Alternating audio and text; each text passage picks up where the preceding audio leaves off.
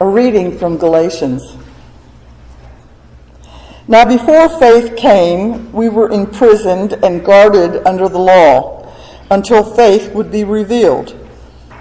Therefore, the law was our disciplinarian until Christ came, so that we might be justified by faith. But now that faith has come, we are no longer subject to a disciplinarian. For in Christ Jesus, you are all children of God through faith. As many of you as were baptized into Christ have clothed yourself with Christ. There is no longer Greek or Jew. There is no longer slave or free. There is no longer male and female. For all of you are one in Christ Jesus. And if you belong to Christ, then you are Abraham's offspring, heirs according to the promise. The word of the Lord. Thanks be to God.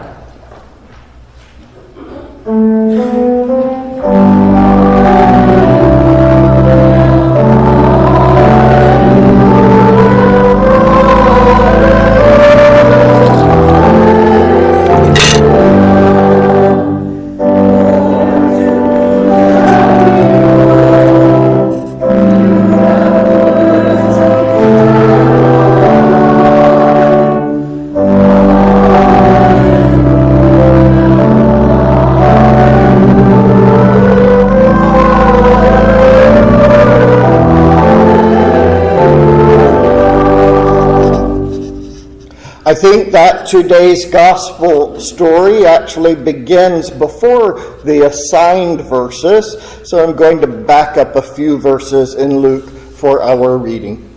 The Holy Gospel according to Luke. Glory to you, O Lord. One day Jesus got into a boat with his disciples, and he said to them, "Let us go across to the other side of the lake." So they put out, and while they were sleeping, he fell asleep. A windstorm swept down on the lake, and the boat was filling with water, and they were in danger.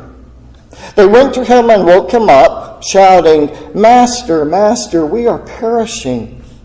And he woke up and rebuked the wind and the raging waves. They ceased, and there was a calm. He said to them, "Where is your faith?"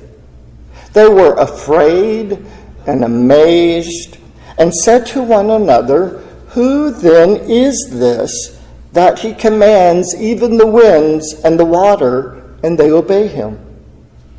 Then they arrived at the country of the Gerasenes, which is opposite Galilee. As he stepped out on land, a man of the city who had demons met him.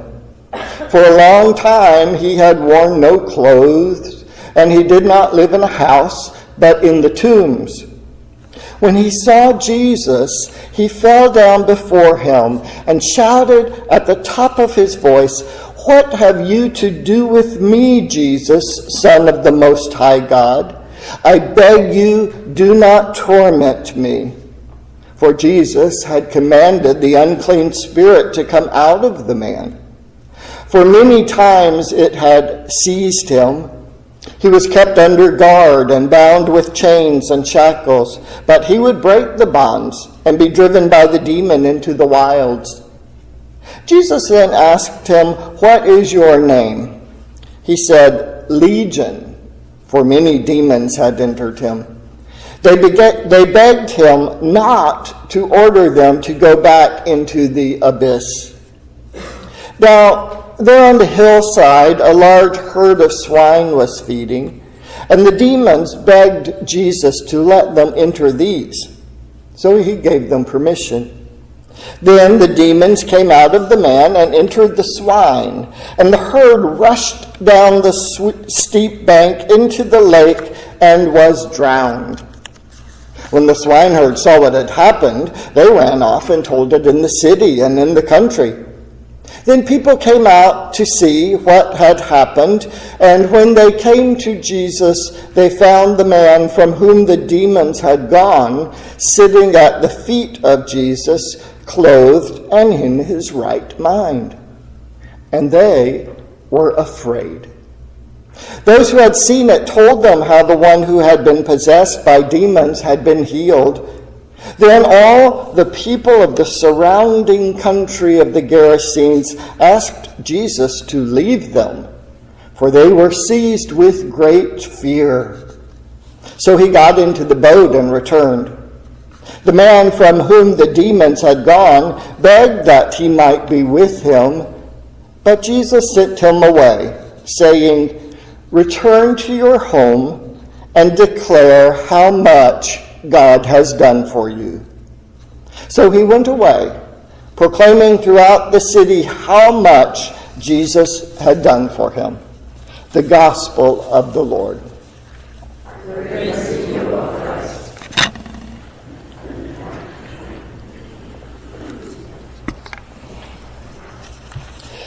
The disciples asked one another who it was they were following that could command the winds and the water.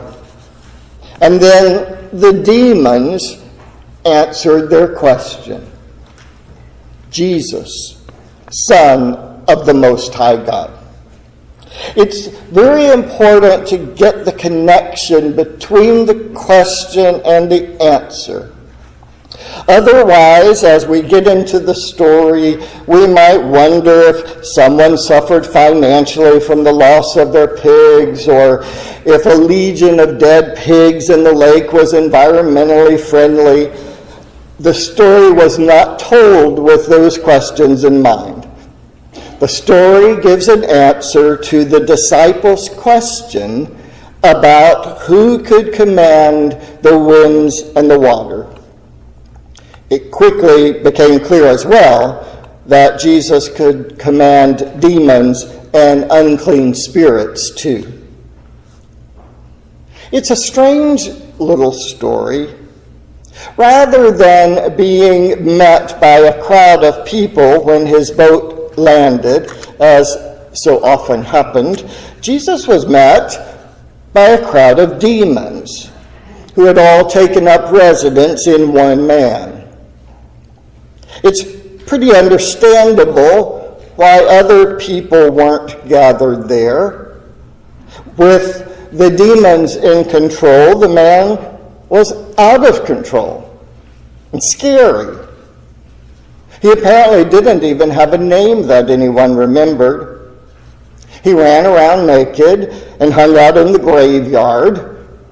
The community tried to keep him chained up to keep him from harming them, but the man seemed pretty adept at escaping the chains. So, if the man was where Jesus was, unchained and unclothed and unpredictable, everyone else had somewhere else they would rather be. Likewise, when the demons realized who had just disembarked from the boat, they would have rather been somewhere else too. They knew and said exactly who he was. Jesus, Son of the Most High God. Immediately, the demons asked Jesus what the encounter was going to mean for them, and right away, Jesus commanded them to come out of the man. They knew Jesus could send them into the abyss, which essentially meant destroy them, and they didn't want that to happen. Fortuitously, up on the hill were some pigs and their herders. So the demon asked Jesus permission to move from the man into the swine. They must not have had any experience possessing pigs, though, because when they entered the pigs, well, I think they acted exactly like the man when the demons were in him. They went wild and needed to be chained up. Since they weren't, they rushed down the hill into the lake and drowned. The swine herds then decided it was a good time for them to beat it themselves. They told everyone they saw what they had seen, and then the crowd gathered to see what had happened, and they found the man dressed and in his right mind, sitting with Jesus. Some questions aren't appropriate to be asked of this story, but I do think that we are meant to ponder the crowd's response. They were afraid and asked Jesus to leave them. They didn't express any gladness that the man was restored. They didn't express any excitement that miraculous things had occurred. They were afraid. Sometimes being in the presence of holiness can remind you how sinful you really are. When the Old Testament prophet Isaiah found himself in the presence of God, he said, "Woe is me, I am lost, for I am a man of unclean lips, and I live among a people of unclean lips, yet my eyes have seen the King, the Lord of hosts." When the fisherman Peter, who became Jesus' number one disciple, first encountered Jesus, and Jesus provided a miraculous abundance of fish, Peter fell down at Jesus' knees, saying, "Go away from me, Lord, for I am a sinful man." Even in the first part of our reading, when Jesus stilled the winds and the water, Luke noted that the disciples were afraid. Sometimes, when you find yourself in the presence of the one who commands the winds and the water and the demons and unclean spirits, the difference between him and you might be more than you can stand. And it would be, if it weren't for the grace and forgiveness Jesus offers us. In this case, Jesus got in the boat and sailed away. The man who had been restored wanted to go with him, but Jesus said it would be better if the man returned home and declared how much God had done for him. Since we can't sail away with Jesus either, I guess that Jesus also wants each of us to be declaring how much God has done for us. We might not think it's as big a deal as what God did for the man in the story, but really it is. We heard about it in our other reading this morning from Paul's letter to the Galatians. The law was our disciplinarian until Christ came, so that we might be justified by faith. But now that faith has come, we are no longer subject to a disciplinarian, for in Christ Jesus we are all children of God. As many of you as were baptized into Christ have clothed yourself with Christ. That is not too different from the man in the story.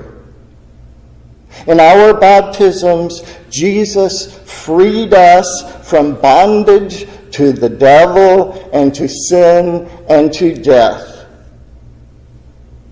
We don't have to be afraid that we might get possessed like the man in the story somehow. Jesus conquered all that. In our baptisms, Jesus made us children of God and removed the distinctions humans use to separate themselves from one another. That we are children of God unites us to God and to each other, regardless of any human categories. That's what God has done for you. So let's go and declare that. Amen.